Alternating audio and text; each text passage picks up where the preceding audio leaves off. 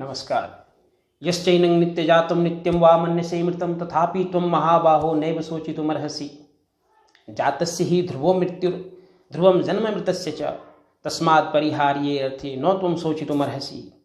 अव्यक्तादीनि भूतानि व्यक्तमध्यानि भारत अव्यक्तनिधनान्येव तत्र का परिदेवना।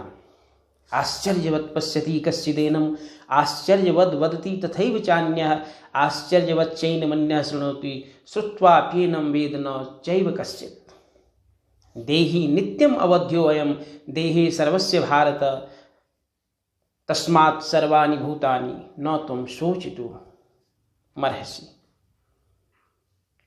आत्मा की अमरता के बारे में भगवान कृष्ण अर्जुन के सामने अपनी बात रख चुके हैं। उन्होंने कहा है कि न त्वेवाहं जातु नासम न तुमने में जनाधिपा न चैव न भविष्यामः सर्वे वयमतः परम। तुम हमेशा से थे, ये सारे राजा लोग पहले से थे और अभी हो और आगे भी रहोगे।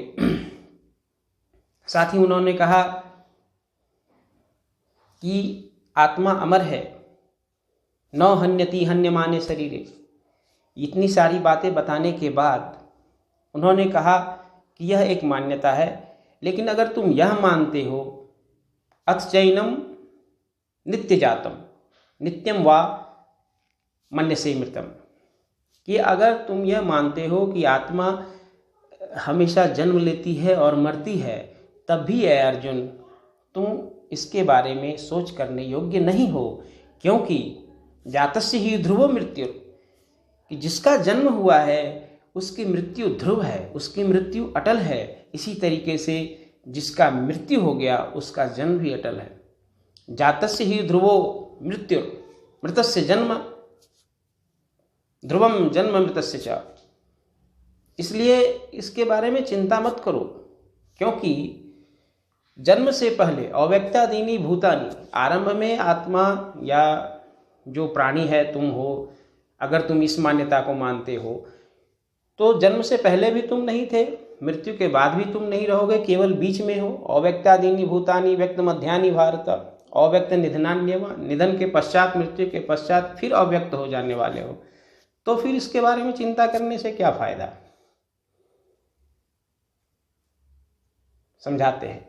अब आत्मा के दो स्वरूप के बारे में उन्होंने यहाँ बात की। एक तो आत्मा अमर, दूसरा नित्य जन्मने वाला और मरने वाला। और उसके बाद कहते हैं कि इतना ही नहीं है, वाद विवाद और भी है, और भी कई सारे स्वरूप हैं, कई सारी चिंतन प्रक्रियाएं हैं।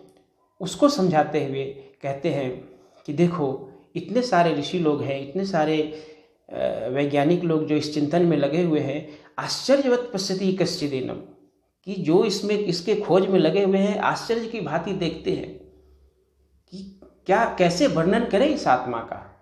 आश्चर्यवत् पश्यति कश्चिदेनम, और कोई कोई देखने के बाद आश्चर्य की भांति ही इसका वर्णन करते हैं। कुछ लोग आश्चर्य की भांति इसका श्रवण करते हैं और कुछ लोग तो सुनने के बाद भी इसको नहीं जान पाते। तो आत्मा का स्वरूप विलक्षण है।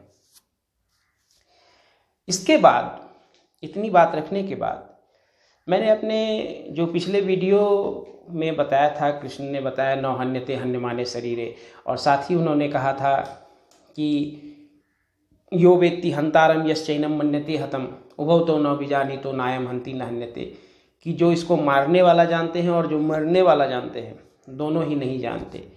यानी इस आत्मा को, यह आत्मा जो है अछद्यो एवं अदाह्यो एवं अक्लेद्यो एवं अशोष्य एव च, कि इसको किसी तरीके से छेद नहीं किया जा सकता, इसको जलाया नहीं जा सकता, गलाया नहीं जा सकता, सुखाया नहीं जा सकता। आत्मा के स्वरूप का उन्होंने वर्णन किया था। तो इस पर एक शंका जो सामान्यतः लोगों के मन में उठती है कि मैं मारने वाला नहीं हूं, तो क्या मुझे हत्या की छूट मिल गई, क्योंकि मैं तो मार नहीं रहा हूं।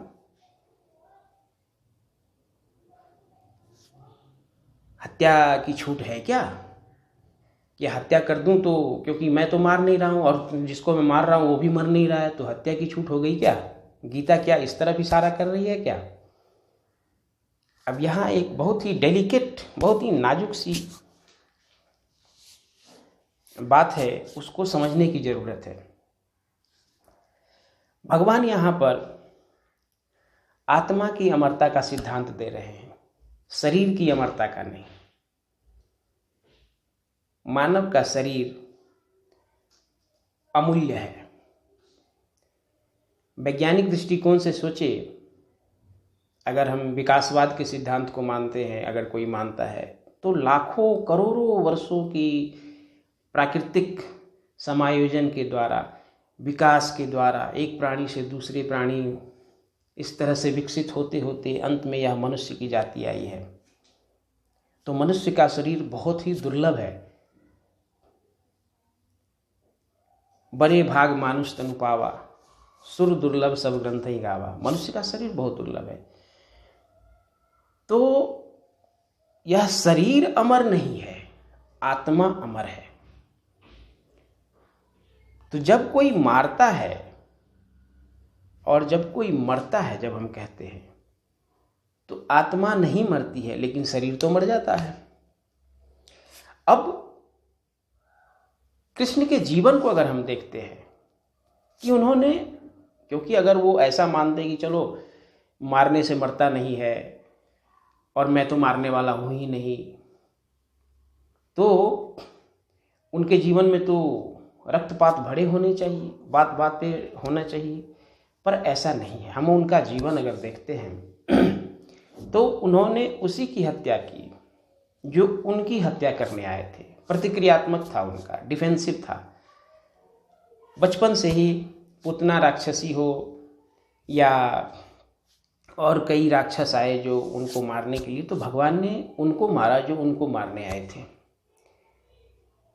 इसके बाद जीवन को बचाने के लिए तो वो रणछोड़दास तक बन गए।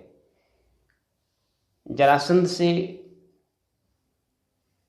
भाग खड़े हुए और द्वारका नगरी बनाई, मथुरा से निकल गए। जीवन को मीन्स ये शरीर को बचाना, यह प्राथमिकता थी उनके जीवन में भी। महाभारत के युद्ध में भी वो चाहते तो अपने चक्र उठाते, सबका नाश कर देते, लेकिन उन्होंने कहा कि मैं युद्ध नहीं करूंगा, मैं केवल युद्ध में स्थित रहूंगा। चूंकि यह युद्ध धर्म और अधर्म के विरुद्ध है, तो मैं धर्म के साथ खड़ा रहूंगा। तो जीवन को बचाना, इस शरीर को बचाना, चाहे हमारा शरीर हो या किसी और का शरीर हो, बचाना यह प्राथमिकता रही है कृष्ण के जीवन की भी। महाभारत युद्ध से पहले भी अर्जुन, भीम, बाकी जो पांडव लोग थे, वो युद्ध की तैयारियों में लगे थे। सारे प्रयास किए थे उन्होंने, अस्त्र शस्त्र इकट्ठे किए थे, कई तरह से ट्रेनिंग ली थी, शिक्षाएं ली थी। लेकिन कृष्ण ने अंतिम समय तक युद्ध को टालने की कोशिश की थी। जब सारे प्रयास विफल हो गए तो अंत में वो स्वयं भी गए कि चलो मेरे समझाने से मान जाए तो वो भी ठीक है, क्योंकि शरीर को वह भी बचाना चाहते, जीवन को वह बचाना चाहते। शरीर नष्ट हो गया तो फिर दोबारा तुम्हें मानव शरीर ही मिलेगा, इसकी तो कोई गारंटी नहीं है ना। फिर तो अपने कर्म जो जैसे किए हैं, अगला जीवन उस तरह का मिल सकता है। वापस जाके आप पत्थर बन सकते हैं, किसी कीट पतंगे की योनि मिल सकती है, न जाने कैसी योनि मिलेगी, पशु पक्षी कोई भी योनि मिल सकती है, मानव शरीर ही मिलेगा ये तो नहीं है। तो भगवान कृष्ण अंतिम क्षण तक प्रयास करते हैं। तो उनका यह उद्देश्य कदापि नहीं है, इस शिक्षा का उद्देश्य कदापि नहीं है कि तुमको मारने की छूट मिल गई है। जीवन को बचाना प्राथमिकता है। फिर यह आदेश कब के लिए है कि अगर ऐसी परिस्थिति आ ही जाए कि युद्ध अटल हो जाए, कि अब युद्ध टाले नहीं टल सकता, तो फिर हमारे पास जब कोई चारा नहीं है और हमें युद्ध में जाना ही है, हमें हत्या करनी ही है। अब एक सैनिक है, बॉर्डर पे तैनात है, लड़ाई हो गई है, जैसी अभी स्थिति हमारी बनी हुई है चाइना के साथ। अगर युद्ध का आदेश हो जाता है तो सैनिक इस मनोभाव दशा से उतरे कि न तो मैं मरूंगा न वो मरेगा, शरीर गिर जाएगा। क्योंकि इसको अब टाला नहीं जा सकता, यह अवश्यंभावी है। प्रयास पूरे होने चाहिए, जैसे अभी भारत की सरकार भी कर रही है कि प्रयास कर रही है कि भाई युद्ध ना हो, जितने भी मानव शरीर है उसको बचाने की कोशिश हो, नुकसान ना हो इसकी कोशिश हो, प्रयास यही होना चाहिए। हत्या की छूट नहीं दी जा रही है भगवान कृष्ण के द्वारा।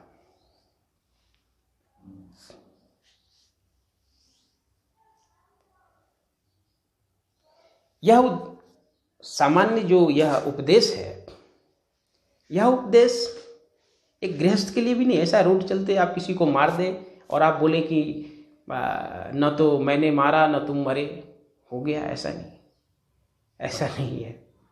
इसका उद्देश्य, इस शिक्षा का उद्देश्य यही है कि अगर अवश्यंभावी युद्ध हो, अगर आपकी प्राण के ऊपर खतरा हो जाए, आपका ही शरीर आपका कोई नष्ट करने पर उतारू हो जाए, तो फिर आपको प्रतिरक्षा में उसको नष्ट करना पड़ता है। तो वहाँ यह विवेक, लेकिन जो अहिंसा को मानते हैं, जो अहिंसा की पराकाष्ठा पे जाते हैं, अहिंसा के सिद्धांत को, वो लोग तो ऐसे वो ये पूरी तरीके से इस शिक्षा को आत्मसात कर लेते हैं कि ना कोई मरता है ना कोई मारता है। वो तो बाद में अगर कोई उनको भी मार देता है तो उनके ऊपर कोई फर्क नहीं पड़ता, क्योंकि वो जानते हैं कि उनके चित्त में यह बात गहरे बैठी हुई है, उनको ये ज्ञात है कि ना वो कोई मार रहा है ना मर रहा है, शरीर गिर रहा है। यह अंतिम सोच है, यह एक अस्तित्व की बनावट है। अस्तित्व ऐसा है, यह जो नासतो विद्यते भावो ना भावो विद्यते सतः में कृष्ण ने कहा कि जो है उसका नाश नहीं हो सकता, जो नहीं है वो हो नहीं सकता। तो यह जो है शरीर के गिरने के बाद भी रहेगा, शरीर है तब भी है। तो यह किसी को हत्या की छूट नहीं है। कुछ मित्रों ने शंका उठाई थी कि गीता क्या हमें मर्डर करने की छूट देता है क्या? तो ये बिल्कुल ऐसा नहीं है। भगवान कृष्ण का जीवन आप देखें, उससे आपको इस शंका का समाधान मिल जाएगा कि जीवन शरीर को, क्योंकि यह शरीर बहुत ही दुर्लभ है, यह सहजता से प्राप्त होने वाला शरीर नहीं है। अगर मिल गया है, चाहे वो हमारा है या किसी और का, तो उसको प्रयत्नपूर्वक संरक्षित करने का उपाय करना चाहिए। यह अर्जुन को दिया गया उपदेश है। अर्जुन जो कि एक क्षत्रिय है, युद्ध उसका उद्देश्य, उसका कर्तव्य है। युद्ध के लिए उसने बचपन से तैयारी की है, बचपन से उसकी सारी ट्रेनिंग युद्ध का है। युद्ध उसका काम है, मरना मारना उसका काम है। यह शिक्षा उसके लिए है, यह शिक्षा एक सैनिक के लिए है, एक सेनापति के लिए है। सामान्य गृहस्थ के लिए आत्मा को अमर है ये समझना अच्छी बात है, मरना मारना ये एक सामान्य गृहस्थ को ये इसका आदेश नहीं होता है। नमस्कार।